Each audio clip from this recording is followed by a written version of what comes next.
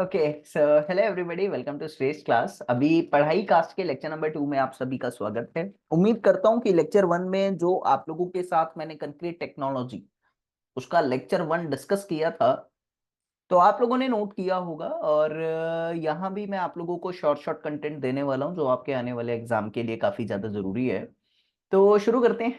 कल का हमारा जो लास्ट टॉपिक था वो था कंक्रीट टेक्नोलॉजी में कंक्रीट की वर्केबिलिटी को डिफाइन करने की बात हमने करी थी।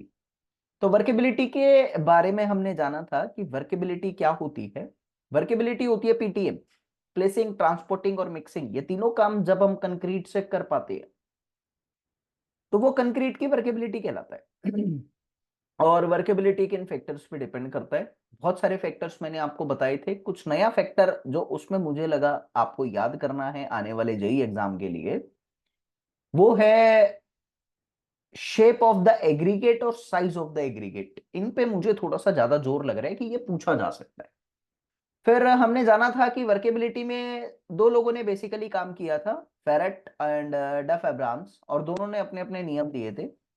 और इसी के साथ इनडायरेक्टली जेल स्पेस रेशियो के बारे में भी हमने पढ़ा था, जहां पावर और ब्राउन यार्ड ने काम किया था।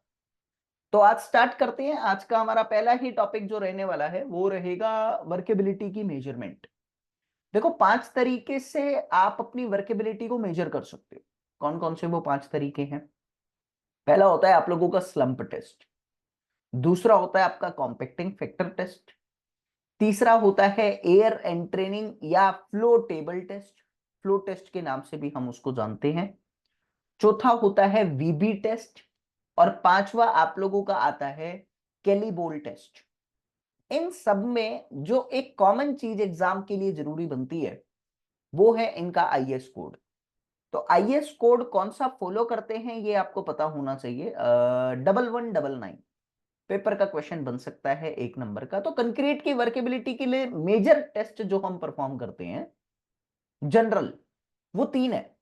स्लंप टेस्ट है, कॉम्पैक्टिंग फैक्टर टेस्ट है, और वीबी टेस्ट है। ठीक है। तो कोड कौन से फॉलो कर रहे हैं? आईएस 1199। ये याद करेंगे, काम आएगा। सबसे पहली बात, स्लंप क्या होता है? एक फ्रस्टम होता है, गूगल पे आप पिक्चर देख सकते हैं। ग्लास की तरह शेप का आपके पास एक कोन होता है जो ऊपर से नुकीला नहीं होता, काटा हुआ होता है। डायमेंशन बहुत इंपॉर्टेंट रहती है आप लोगों के स्लंप की। 10 सेंटीमीटर ऊपर का डायामीटर होता है। नीचे आते आते चौड़ा होने लग जाता है तो 20 सेंटीमीटर नीचे का डाया होता है। और जो टोटल हाइट होती है आपके फ्रस्टम की, जो स्लंप को परफॉर्म करने के लिए हम लोग निकाल रहे हैं वो इंस्ट्रूमेंट, 30 सेंटीमीटर उसकी हाइट होती है। ठीक है। जनरली क्या होता है कि आप लोग जो इसमें परफॉर्मेंस करते हो वो बेसिकली क्या होता है कि आप अपने कंक्रीट को इसके अंदर भरते हो। वो जो कोन मैंने आपको बताया ग्लास टाइप का, आप गूगल पे पिक्चर देख सकते हो, वैसे मैं उम्मीद करता हूं आपको आती होगी। इसमें कंक्रीट 3 लेयर्स में भरा जाता है। ये पेपर का क्वेश्चन है। और कुछ इस तरीके से भरा जाता है कि एक लेयर आपने कंक्रीट की भरी तो उसके बाद उस लेयर पे आपको 25 बार टेम्पिंग करनी पड़ती है। और वो टेम्पिंग होती है टेम्पिंग रॉड से। टेम्पिंग रॉड बोले तो एक छोटा सा बस लोहे का सरिया टाइप का होता है जिसकी डायमेंशन बहुत इंपॉर्टेंट है, 16 बाय 60। अभी ये थोड़ा सा याद करने वाली बात है। जो डायामीटर होता है वो होता है 16 mm का, और जो लेंथ होती है वो होती है 60 सेंटीमीटर की। ये इंपॉर्टेंट है, पेपर का क्वेश्चन है भाई आप लोगों के। तो मैंने आप सबको भी बताया कि टैंपिंग रॉड की जो डायमेंशन है वो बेसिकली 16 बाय 60 है। एक बार आपने लेयर भरी, 25 बार टैंपिंग किया। फिर दूसरी बार लेयर भरी कंक्रीट की, 25 बार टैंप किया। इसी प्रकार से 3 लेयर भरी जाती है और हर लेयर पे 25 25 25 बार टैंपिंग करी जाती है। अब क्या होता है, जो आपका ये स्लंप है, ये निकालने के लिए इस कोन को निकाल दो। भाई हैंडल होता है, उठा दो उसको। तो अगर आपके कंक्रीट के अंदर पानी ज्यादा है तो डेफिनेटली क्या होगा, आपके कंक्रीट में फ्लो एबिलिटी ज्यादा होगी, आपका कंक्रीट बह जाएगा, आपका कंक्रीट पानी पानी हो जाएगा। तो मैंने कहा यार पानी पानी अगर कंक्रीट हो गया तो जो पहले एकदम सीधा खड़ा था 30 सेंटीमीटर की हाइट तक, अब वो फिसल के थोड़ा सा गिर जाएगा ना। तो जितनी हाइट तक आपका कंक्रीट गिरता है, कुछ हाइट कम होती है ना उस 30 सेंटीमीटर से, तो कुछ कम होगी क्योंकि कुछ हाइट तक तो गिर गया सब। तो वो जितनी हाइट में कमी आती है उस कमी को हम कहते हैं स्लम्प। मेरी ये बात आपको समझ में आ रही है? जितनी हाइट में कमी आती है ना, जितना कंक्रीट गिर जाता है अपने पानी के होने के कारण, उसको कहते हैं स्लम्प। ये क्लियर होना चाहिए। Generally slump test high workable concrete के लिए यूज किया जाता है। हाई वर्केबल कंक्रीट के लिए यूज किया जाता है। अब तीन प्रकार के स्लंप होते हैं, एक होता है जीरो स्लंप, एक होता है ट्रू स्लंप, एक होता है कोलैप्सिंग स्लंप, और एक होता है शीयर स्लंप। तो जीरो स्लंप कुछ नहीं होता, मैंने वैसे ही बोल दिया। ट्रू स्लंप का मतलब अगर कंक्रीट ऊपर से थोड़ा सीधा सीधा गिर रहा है, मतलब ऐसे ही बैठ गया पूरा का पूरा कंक्रीट, उसको ट्रू स्लंप कहते हैं। और अगर कोलैप्सिंग की बात करूं तो पूरा ही गिर जाता है। जब पूरा कंक्रीट एकदम कोलैप्स हो रहा है, गिर रहा है बहुत ज्यादा, जब पानी होता है ना कंक्रीट के अंदर, तो कोलैप्सिंग स्लंप होता है। और शियर स्लंप क्या होता है कि जब आपका कंक्रीट साइड से गिरना स्टार्ट करे, जैसे पहाड़ नहीं टूटता साइड से, ऐसे ही अब ये पहाड़ की तरह खड़ा है, तो साइड से जब गिरना शुरू हो जाए तो आप लोगों का शियर स्लंप कहलाता है। अब इसकी कुछ तथ्य बातें जो आपके लिए बहुत ज्यादा जरूरी बनती हैं, वो आपको याद करनी है। देखो यार, अगर कंक्रीट में पानी ज्यादा होगा तो कंक्रीट बह जाएगा, 30 सेंटीमीटर से उतना ज्यादा गिरेगा जितना ज्यादा कंक्रीट में पानी होगा, कॉमन सेंस की बात है। तो जितना कंक्रीट के अंदर पानी होता है उतना कंक्रीट की वर्केबिलिटी बढ़ती है, और उतनी ही कंक्रीट की स्लंप वैल्यू भी बढ़ती है। पेपर में पूछा जा सकता है आप लोगों का।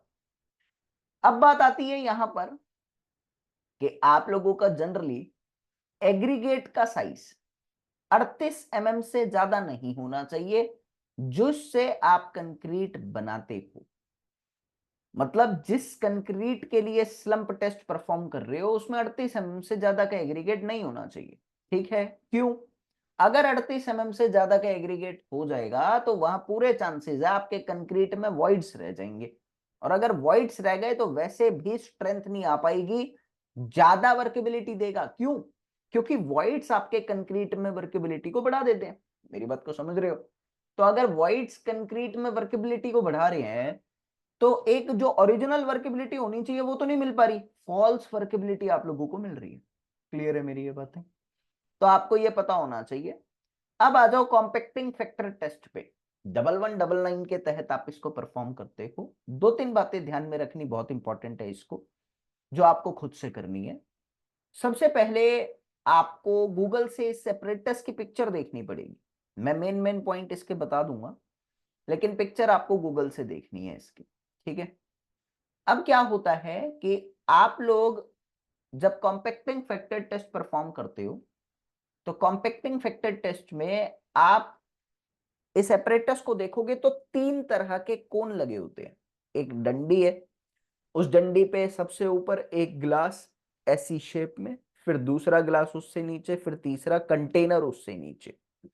आपने कंक्रीट सबसे ऊपर डाला और ऊपर के दो ग्लास में नीचे बेस नहीं होता, वो खुले होते हैं।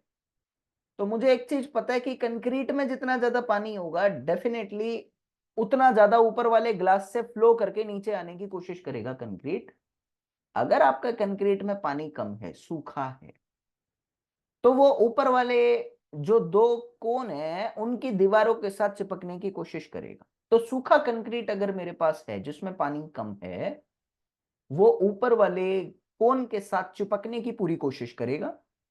और अगर गीला कंक्रीट है तो वो अपनी फिसलन के कारण, क्योंकि पानी यहां पर एक ल्यूब्रिकेंट की तरह काम कर रहा है, अपनी फिसलन के कारण नीचे आकर बैठने की पूरी कोशिश करेगा, यानी चिपकेगा नहीं, नीचे बैठ जाएगा। ये पक्का है। तो आपने क्या करा, आपने कंक्रीट लिया, जो भी कंक्रीट आपके पास है, मीडियम वर्केबल कंक्रीट के लिए इसको यूज करते हैं। भाई हाई वर्केबल के लिए तो हम स्लम्प टेस्ट करते हैं, मीडियम वर्केबल के लिए इसको यूज किया जाता है। तो मीडियम वर्केबल कंक्रीट के लिए जनरली क्या होता है कि ऊपर से आपने कंक्रीट का मसाला डाला, अब वो जितना भी फिसल कर आ रहा है नीचे आके कंटेनर में बैठेगा, क्योंकि नीचे एक कंटेनर लगा हुआ है, उसमें आके बैठ गया। ठीक है? अब बात क्या आती है कि जब उसमें आके बैठा तो जब तक आपको ये परफॉर्म करना है कि आपका वो फिल ना हो जाए, मतलब भर ना जाए वो, तो आपको ये टेस्ट जब तक परफॉर्म करना है। आपने ऐसे ही किया, वो भर गया, भरने के बाद आपने उसका वजन कर लिया, वो W1 वजन आ गया। आपने ऊपर से डाला था कंक्रीट वो कोन में, उनसे फिसल कर नीचे आया। तो अगर सूखा है तो कम वैल्यू आएगी कंक्रीट की, क्योंकि काफी सारा ऊपर चिपक जाएगा। लेकिन अगर गीला है तो सारा पानी ल्यूब्रिकेंट की तरह काम कर रहा है, सारा नीचे आके बैठने की कोशिश करेगा। ये कॉमन सेंस की बात है, ठीक है। अब दूसरी बार में क्या करना है, W1 तो आपने निकाल दिया। मैंने कहा भाई आपका जो नीचे कंटेनर है, उस कंटेनर में जैसे आपने स्लंप टेस्ट में अपने उस कोन को भरा था ना 3 लेयर्स में, यहां आपको 6 लेयर्स में भरना है, और हर लेयर पे 25 बार टैंपिंग करनी है। टैंपिंग रॉड का साइज सेम रहेगा 16 और 60। तो एक लेयर भरी टैंपिंग करी, दूसरी भरी टैंपिंग करी, तीसरी भरी टैंपिंग करी, ऐसे करके 6 लेयर में टैंपिंग करो और बाद में उसका वजन कर दो, बाद में उसका वजन कर दो। तो मैंने कहा जब वजन करोगे तो वो W2 आएगा।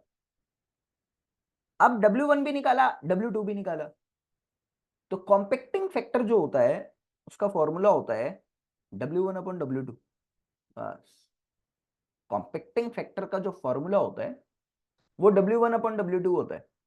तो W1 क्या है, जो पहले वाला कंक्रीट था उसका वजन, और W2 क्या है, जो आपने 6 लेयर्स में टैंपिंग करके बनाया है, यानी फुली कॉम्पेक्टेड है, उसका वजन है W2।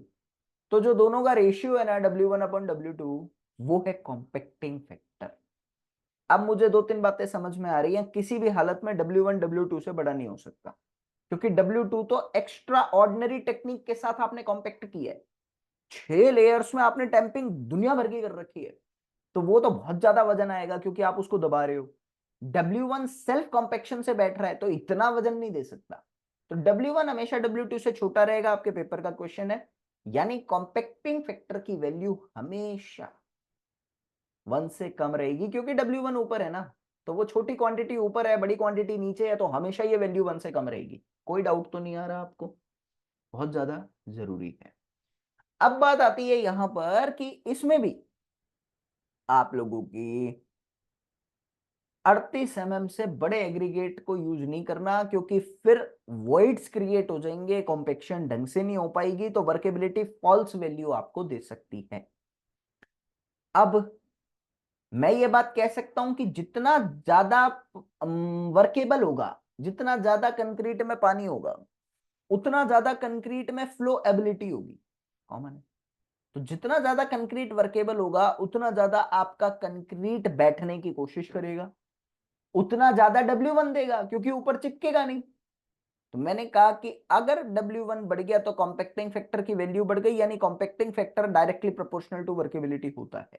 मेरी बात समझ में आनी अनिवार्य है आप सभी को। अब मेरे पास तीसरा टेस्ट आता है भाई, VB टेस्ट। इसको जनरली हम लो वर्केबल कंक्रीट के लिए फॉलो अप करते हैं। क्यों करते हैं, कैसे करते हैं, अभी आप लोगों को समझ में आ जाएगा। आपके पास एक मशीन होती है जो हिल सकती है, वाइब्रेटर कहते हैं उसको। जनरली एक प्लेटफॉर्म होता है, टेबल होती है, और टेबल ऐसे ऐसे हिल सकती है, यानी उस पे अर्थक्वेक जैसी कंडीशन आप मेंटेन कर सकते हो। इस मशीन पे आप अर्थक्वेक टेस्टिंग भी कर सकते हो बिल्डिंग्स की। तो आपने क्या किया, आप लोगों ने अपने कंक्रीट को एक स्लम्प, जो स्लम्प टेस्ट में यूज करा था उसी वाले कोन में भर दो, चलो उस टेबल पे भर के रख दिया, और उसके बाद आपने अपनी टेबल को हिलाया, वाइब्रेशन दी। क्वेश्चन ये बनता है कि जब आपने कंक्रीट को वाइब्रेट किया प्लेटफॉर्म पे रख के, तो किस रेट के साथ वाइब्रेशन की। तो ये इंपॉर्टेंट है, 3000 पर मिनट रेट के साथ आप अपने कंक्रीट की वाइब्रेशन करते हो, ठीक है। तो अब यहां पर होता क्या है, ध्यान से देखना, अगर कंक्रीट के अंदर पानी ज्यादा है तो डेफिनेटली वो वाइब्रेशन के इंपैक्ट में आके फैल जाएगा, सारा सारा फैलेगा। और अगर कंक्रीट में पानी कम है तो पानी कम होने की वजह से कंक्रीट सूखा है, जिसके कारण वो फैलने में दिक्कत करेगा। तो मैं ये बात कह सकता हूं, अगर कंक्रीट ज्यादा वर्केबल है, कंक्रीट ज्यादा वर्केबल है, तो आपका कंक्रीट जल्दी फैल जाएगा, और अगर कम वर्केबल है तो कंक्रीट फैलने में टाइम लगेगा। मेरी बात समझ आ रही है आप सबको? तो यहां आप करते क्या हो, यहां आप टाइम निकालते हो उसको फैलने का। तो जितना कम टाइम होगा उतना ज्यादा कंक्रीट वर्केबल होगा, और जितना ज्यादा टाइम लगेगा उसको फैलने में उतना ज्यादा आपका कंक्रीट वर्केबल नहीं होगा। मेरी बात समझ आ रही है आप सबको? चलिए, अब मैं तीन चीजें आपको बेसिकली पढ़ा चुका हूं, जैसे कि स्लंप वैल्यू के बारे में बता चुका हूं, उसके बाद मैं आप लोगों को कॉम्पैक्टिंग फैक्टर के बारे में बता चुका हूं, उसके बाद मैंने आप लोगों को वीबी टेस्ट के बारे में बताया। आपके कोर्स के मुताबिक नाम मैंने आपको 5 बताए हैं भाई: slump test, compacting factor test, VB test, flow test और कैलिबोल टेस्ट। लेकिन पढ़ने जिसमें से डिटेल में क्वेश्चन पूछे जा सकते हैं, नाम पांचों इंपॉर्टेंट है क्योंकि आ सकता है क्वेश्चन, लेकिन डिटेल जिनकी पूछी जा सकती है वो 3 टेस्ट है। कौन कौन से मैंने आपको बताए अभी। अब मेरे पास यहां पर बात आती है, टेबल है, मैं कुछ बातें आप लोगों को बोलना चाहता हूं, कृपया करके लिख लीजिएगा, आपके काम आएगी। ठीक है? अगर आपके कंक्रीट की वर्केबिलिटी बहुत कम है, एक्सट्रीमली लो, तो जनरली उस कंक्रीट में स्लंप नहीं आता। भाई वर्केबिलिटी है ही नहीं, फैलेगा ही नहीं बिल्कुल भी, तो स्लंप नहीं आता, उसको कहते हैं जीरो स्लंप। बहुत कम वर्केबिलिटी में जीरो स्लंप आता है। और उस केस में कॉम्पैक्टिंग फैक्टर की वैल्यू भी बहुत मिनिमम रहती है। मिनिमम कॉम्पैक्टिंग फैक्टर कितना हो सकता है? 0.65। ये आपको याद करना है। मिनिमम कॉम्पैक्टिंग फैक्टर कंक्रीट का जो प्रैक्टिकली देखा गया है एक्सपेरिमेंट करने के बाद, वो 0.65 आया, इससे कम नहीं आया। तो 0.65 जनरली आपके कंक्रीट का क्या रहता है, एक्सट्रीमली लो कंडीशंस में कॉम्पैक्टिंग फैक्टर की वैल्यू रहती है 0.65 से 0.67। अब टाइम बहुत ज्यादा लगेगा, तो सबसे ज्यादा टाइम जो लगता है वीबी में वो 20 सेकंड से ज्यादा लगता है। सबसे कम 3 सेकंड तक, सबसे ज्यादा 20 सेकंड, ये 3 से 20 तक का खेल चलता है। ठीक है? तो आपको ये बात याद करनी है कि एक्सट्रीमली लो कंडीशन में कॉम्पैक्टिंग फैक्टर की वैल्यू तो 0.65 से 67, स्लंप की वैल्यू 0, और जो टाइम लगता है वीबी टाइम वो 20 सेकंड से ज्यादा का लगता है। फिर उसके बाद कंक्रीट की क्लासिफिकेशन होती है very low workability, extremely low, very low, low, medium, high, ऐसे चलता है। तो वेरी लो वर्केबिलिटी के लिए जनरली जो स्लंप की वैल्यू है 25 के गैप में रहती है, 0 से 25। और जो आप लोगों का कॉम्पैक्टिंग फैक्टर की वैल्यू है वो 0.7 से 0.8 हो जाती है। मेरी ये बात आपको याद करनी है, 0.7 से 0.8। और जो वीबी टाइम की वैल्यू है वेरी लो के लिए वो 16 से 20 सेकंड रहती है। मैं दोबारा बोल देता हूं, वेरी लो वर्केबल के लिए स्लंप की वैल्यू 0 से 25, और कॉम्पैक्टिंग फैक्टर की वैल्यू 0.7 से 0.8, और वीबी की वैल्यू जनरली 16 से 20 सेकंड रहती है। ठीक है? कई बार आप लोगों को ये वैल्यू 12 से 20 भी देखने को मिलेगी, तो कोई ऐसी बड़ी बात नहीं है, वो ऑप्शन में आप मैच कर लोगे, वो उसी के अकॉर्डिंग एडजस्ट होकर आएगा। तो 12 से 20 भी रहती है कई बार 16 से 20 भी देखने को मिलती है क्वेश्चन के अकॉर्डिंग। ठीक है? वैसे जो हमारे कोड में है वो 12 से 20 दे रखी है।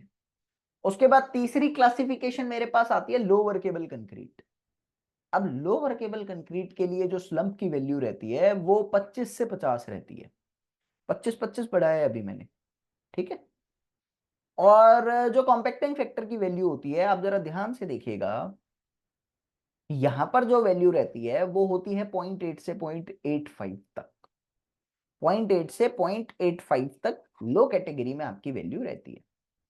और जो टाइम रहता है वीबी टाइम, वो आपका रहता है,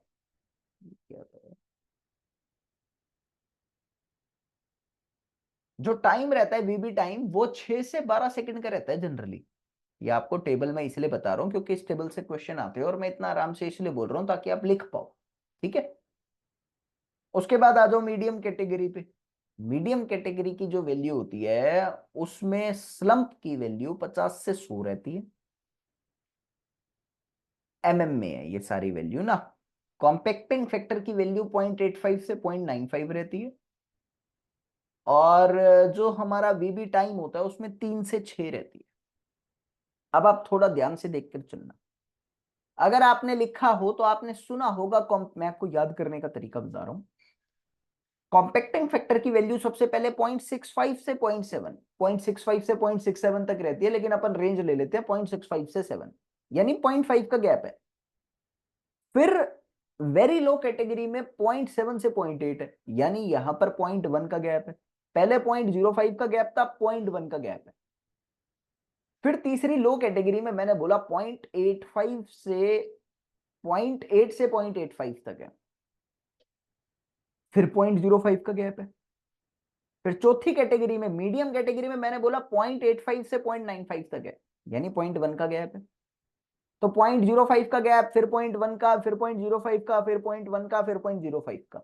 ये पैटर्न है आपके कॉम्पैक्टिंग फैक्टर की वैल्यूज याद करने का। 0.65 से 1 तक मैक्सिमम वैल्यूज आ रही है, ठीक है। प्रैक्टिकली 0.95 ही रहती है, लेकिन 1 अपनी एक रेंज होती है, वो अपने को फॉलो करनी है। तो उसके बाद हाई कैटेगरी पे जब हम जाते हैं वर्केबिलिटी पे, तो जनरली मेरे पास कॉम्पैक्टिंग फैक्टर की वैल्यू तो 0.95 से 1 रहेगी, 0.05 का गैप लाओ। स्लम्प की वैल्यू ज्यादा हो जाती है, 100 से 175, और वीबी की वैल्यू 0 से 3 के बीच में रहती है। तो वीबी टाइम कैसे वेरी करा, 0 से 3, 3 से 6, 6 से 12, डबल डबल हो रहा है, लगभग डबल डबल हो रहा है। 0 से 3, 3 से 6, 6 से 12। उसके बाद मुझे पता है कि 20 से ज्यादा जाएगा, जो भी होगा 20 तक रेंज जानी है। तो 12 से कहां तक जाओगे, 20 तक ही बची। अब आपको 3 से 20 के बीच में लाई करती है ना वीबी वैल्यू, तो 20 या उससे बड़ी, ये वैल्यू याद करने का तरीका है। और ये कृपया करके आपको याद करनी होंगी सारी वैल्यू, काफी ज्यादा इंपॉर्टेंट बनती है, पूछता है एग्जाम के अंदर, इसमें कोई डाउट नहीं है। अब इसी के साथ मैं आप लोगों को कुछ वैल्यूज और देना चाहता हूं जो आपके काम आएंगी।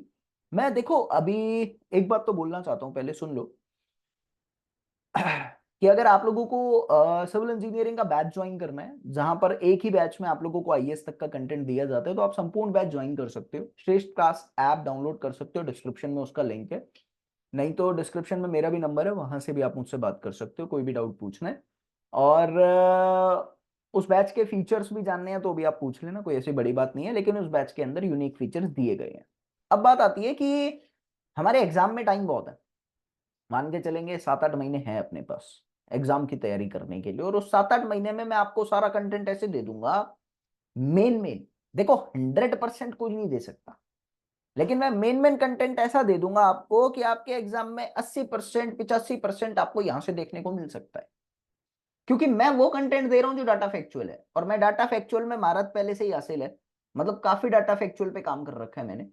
तो मैं आपको डाटा फैक्चुअल चीजें यहां से दे रहा हूं, बस आप नोट करते रहना, क्योंकि एग्जाम में काम आएंगी, ठीक है। अभी मैंने आपको बताया कि भाई वर्केबिलिटी की डिग्री के अकॉर्डिंग किस तरह से slump value, compacting factor value और वीबी वैल्यू वेरी करती है। तो कौन सा कंक्रीट कहाँ पे यूज होता है ये भी पूछा जा सकता है, ठीक है। तो अगर मेरे पास बहुत कम वर्केबिलिटी का कंक्रीट है, तो जनरली अपन उसको रोड सेक्शन में यूज करते हैं। बहुत कम वर्केबिलिटी का कंक्रीट है तो जनरली उसको अपन रोड पेवमेंट में यूज करते हैं, मतलब रोड बनाने में यूज करते हैं। और उस कंक्रीट की जो कॉम्पैक्टिंग फैक्टर वैल्यू होगी वो 0.75 से 0.8 के बीच में लाई करती है। ये लिख लो, काम आएगा। और वीबी टाइम उसका 10 से 20 सेकंड रखा जाता है। उस वर्केबिलिटी का कंक्रीट जनरली आप रोड में यूज करते हैं। फिर जो लो वर्केबिलिटी का कंक्रीट होता है उसको मास कंक्रीटिंग में यूज किया जाता है, या जो हल्के फुल्के रीइंफोर्समेंट वाले सेक्शन होते हैं उनमें भी अपन इसको यूज कर सकते हैं। इस कंक्रीट के लिए जो स्लम्प वैल्यू रखी गई है, जो मास कंक्रीटिंग के लिए स्लम्प वैल्यू होती है, वो 25 से 75 की रहती है। और कॉम्पैक्टिंग फैक्टर की वैल्यू 0.8 से 0.85 के बीच में लाई करती है। और जो वीबी वैल्यू है वो 5 से 10 के बीच में लाई करती है। 1 मिनट का होल्ड करना।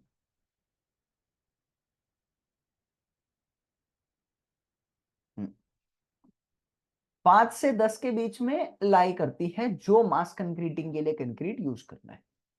अब मीडियम वर्केबल जो कंक्रीट होता है वो हेविली रीइंफोर्स सेक्शन में यूज होता है, जहां पे कंक्रीट पंपिंग मेथड के थ्रू डाला जा सकता है। तो उस सेक्शन में generally medium workable concrete use होता है। यहां स्लम्प की वैल्यू 100 से 150, नहीं 50 से 100 के बीच में लाई करती है। कॉम्पेक्टिंग फैक्टर की जो वैल्यू है वो 0.85 से 0.92 0.91 तक वेरी करती है, और वीबी टाइम जो है वो 2 से 5 सेकंड तक रहता है मीडियम वर्केबल के लिए। आप ऊपर वाली टेबल से भी इसको कोरिलेट कर सकते हो, कोई ऐसी प्रॉब्लम नहीं है। ऊपर वाली टेबल में जो मीडियम वर्केबल कंक्रीट के लिए वीबी टाइम था वो 3 से 6 था, है ना। तो यहाँ भी जनरली जनरली आपको 2 से 3 2 से 5 ऐसे ही मिलेगा, ठीक है। हाई वर्केबल कंक्रीट कहाँ यूज होता है? पाइलिंग में। वहां सेल्फ कॉम्पेक्शन चाहिए होती है ना कंक्रीट की, पाइलिंग में हम हाई वर्केबल को यूज करते हैं। स्लम्प वैल्यू 100 से 150, बहुत ज्यादा वर्केबिलिटी हो जाती है इस कंक्रीट की, और 0.92 से बड़ी होती है कॉम्पेक्टिंग फैक्टर की वैल्यू। पाइलिंग में हम अलग से कॉम्पेक्शन दे नहीं सकते, तो सेल्फ कॉम्पेक्शन के कारण हम हाई वर्केबिलिटी वाले कंक्रीट को यूज करते हैं। वीबी टाइम जनरली 1 से 2 सेकंड का ही रखा जाता है। बहुत हाई जो होता है ना, वेरी हाई, वो कहाँ ही बताऊं, एग्जैक्टली नाम समझ नहीं आ रहा, मैं वैल्यूज थोड़ी सी बता सकता हूँ। मतलब वेरी हाई तो मेरी नज़र में प्रैक्टिकली मैंने देखा नहीं है, तो मुझे उसका एग्जैक्ट रीजन समझ नहीं आ रहा कहाँ यूज करेंगे। फिर भी मैं रिसर्च करके बता दूंगा, कोई ऐसी बड़ी बात नहीं। लेकिन प्रैक्टिकली मैंने देखा नहीं है हाई को, वेरी वेरी हाई को। हाई तक पाइलिंग में मैंने उसको देखा है, तो वेरी हाई के लिए मैं थोड़ा सा रिसर्च करके आपको बता दूंगा, ठीक है। कुछ ऐसा मिल नहीं रहा क्लासिफिकेशन दिमाग में ना मेरे।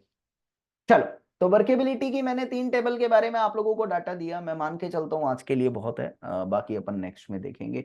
तो पढ़ाई कास्ट इससे ज्यादा नहीं करेंगे, धीरे धीरे टाइम बढ़ा लेंगे, बाकी आपके रिस्पॉन्स के अकॉर्डिंग जैसा भी आपको ठीक लगेगा वैसा करते रहेंगे भाई।